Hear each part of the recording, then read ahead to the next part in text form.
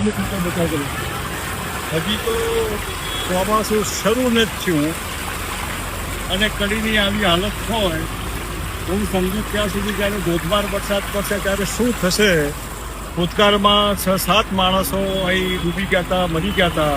હું માનું ત્યાં સુધી કડીનો આવો આડેધડ વિકાસ જે રકાસ કહેવાય, જેમાં લોકોના જાનમાલ સાથે સલામતી ન હોય, એને શું કરવાનું. આટલા વરસાદમાં જો રસ્તા બંધ થઈ જતા હોય, લોકોના ઘરમાં પાણી ઘૂસતા હોય, તો ભવિષ્યમાં મેલેરિયાનો રોગચાળો વગેરે વગેરે.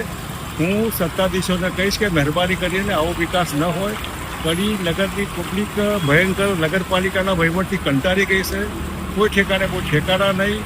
આવી જ રીતે એક અંડરપાસ નહીં, બધા અંડરપાસમાં પાણી ભરી ગયું. કોઈ પણ માણસ જ્યાં તો ડૂબી જાય પાછો ના આવે. હું ઈચ્છું કે કડીના નગરજનો આનો વિચાર કરે ને ભવિષ્યમાં સારો વહીવટ એમના હાથમાં આવે અને જે કંઈ અત્યારે હાલ સત્તાધીશો હોય આની ચિંતા કરે. આ રોજ આવી રીતે પાણીમાં લોકો ડૂબી જવાના હોય તો તમે વિચાર કરવો જોઈએ. લાઇટો પણ નથી. સવારે હું નીકળ્યો તો અંદર ઉતરો તો આગળ અજવાળું હોય તે, બાકી લાઇટ બંધ.